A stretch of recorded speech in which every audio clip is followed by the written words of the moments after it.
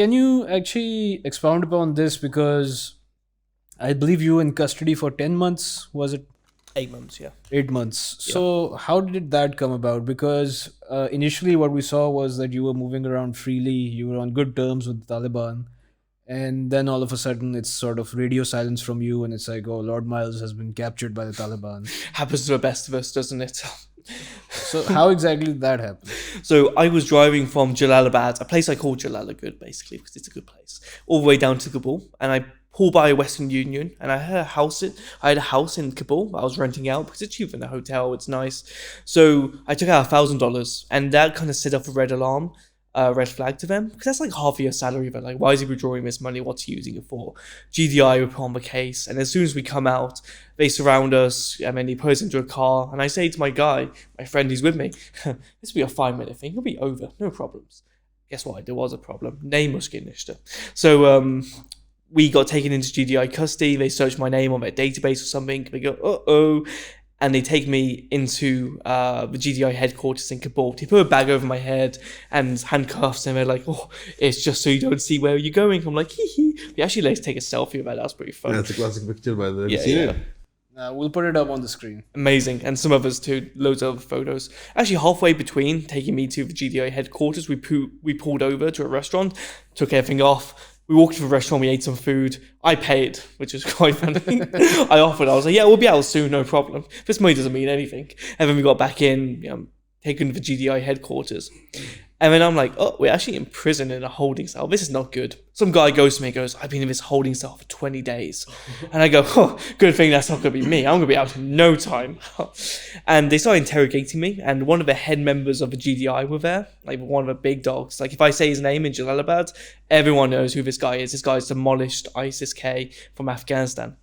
And he goes to me, he goes, okay, well, are you a weapons dealer? He's like, what? I'm not Lord of War, I'm Lord Miles.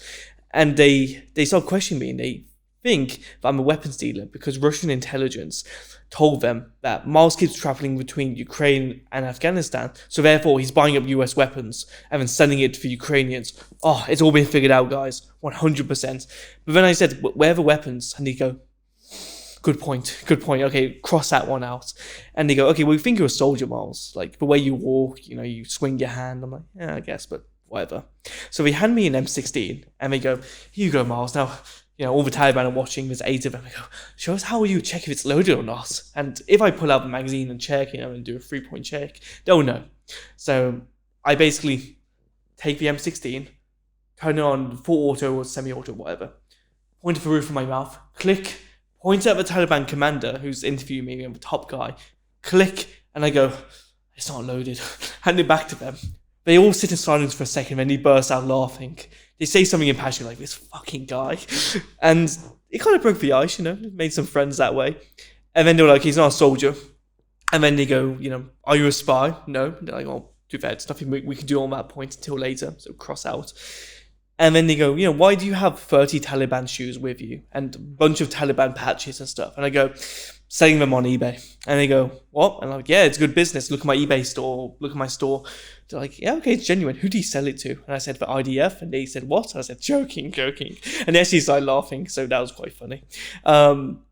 And then they basically interrogated me some more. They found out I didn't have a permit to go to this one area called Ghazni, this province. Yeah, I'm starting a gold mine there. And I didn't have a permit to go to some mountain because for some reason you need a permit. It's not like that in England. Made a mistake, whatever. So then they interview my 2 other friends with me. And they posed into a nice guest house. Like, okay, we know these people aren't big criminals, whatever. But 2 days before all my friends left, and maybe potentially I left, they got my best friends of about 4 years told them Miles might be a spy. Just out of nowhere, not under duress, just comfortably sitting in a room with some tea.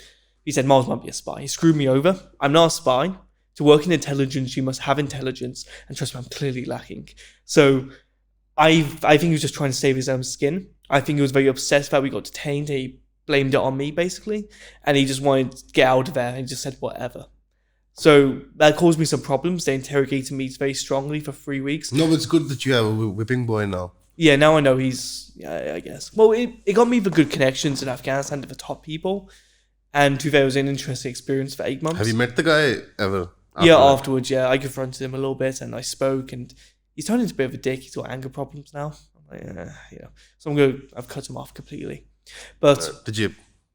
no, I was just like, I was like, I can ruin. He's doing a PhD, so I was like, I've got like audio recordings of you saying the words like brother quite a few times. So I was like, yeah, I can ruin your PhD. You've got me in prison for 8 months here.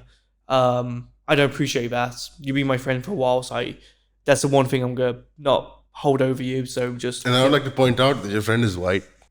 Well, no, he's Italian, so he's like. Oh, he's not white. Sorry. Yeah. Exactly. Doesn't count. So because of him saying you were a spy, they held on to you for like another 6 months or so. Yeah, so actually like a month or a few weeks they started interrogating me, and it wasn't anything dangerous. So it was just like intense interrogations, which I guess, because if you tell someone you're a spy, that's a big deal, especially in Afghanistan. So when he heard that, because they have captured spies in the past, the GDI were like, okay, Miles, well, we know you're a spy, just let us know and we'll let you go. And I'm like, no, I'm not a spy. Like, okay, Miles, we know you're a spy. We've got evidence right here. We're going to have to put you through court, and it's going to take months to do that, and you'll be stuck there for many years. But if you just admit it now, we can fast track it. You'll be out in a year or two. I'm like, not a spy. Okay, Miles, we know you're a spy, but we actually want to pay you. Like, we want to learn off you. We're actually going to give you loads of money. Tell us you're a spy right now, and we can sort it out. No. So basically, after a lot of interrogation, I was like, not a spy, not a spy, not a spy. And then they realize I'm not a spy. They look for everything. They're like, this doesn't seem like a typical profile. It doesn't make sense in general. He's doing like a million different things. Seems very dedicated if he was a spy. And what would he even be looking after? He's just gone from Jalalabad to Kabul. He's bought some shoes you can get in Pakistan anyway. Yeah, we don't really care. It's like, he's not a spy. So we sat me down and said, actually, Miles, we don't think you're a spy. Here's your laptop for some entertainment. You are obviously guilty of not having a permit to go to Ghazni. So that's a very small thing. We're not bothered by that. We're going to put you in minimum security prison. You're going to have some guests with you. You got some servants and some guests, some people you can spend time with. You can have whatever you want, basically, within reason.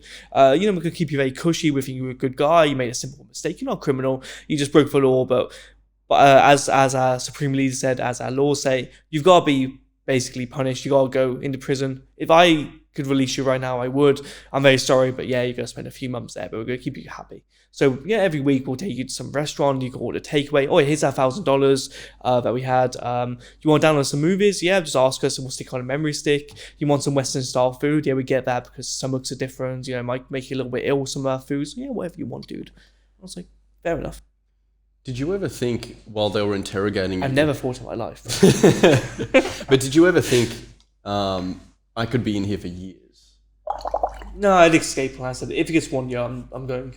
What was your escape plan? Jump out the window, just open. Oh, okay, yeah. Yeah, I could just walk out the window. But then where would you go after that? Like, because I think jumping out a window is fine, but navigating those streets with all the checkpoints? It was 20 miles to the Pakistani border. Morgan, can you like just pull the mic? Oh, yeah. Be careful about speaking into it. Gotcha. So yeah, it was about 20 miles to the Pakistani border. I knew, okay, well, I can go through this very low mountain range. There wasn't any rough terrain. So I had the map on me, on my laptop, and I was like, yeah, I could. I was like, okay, well, I see a little bit of potential in this country. I still want to stick around, and it'll be a cool story at the end of the day. And I'll just put this through, whatever. So how long would 20 miles take? It would take quite a while because it's still through the mountains, and obviously you couldn't go too fast. And I was thinking as well, I could go to my friend's house and stay there, and then just wait 30 days because then they'll just presume he's gone or something.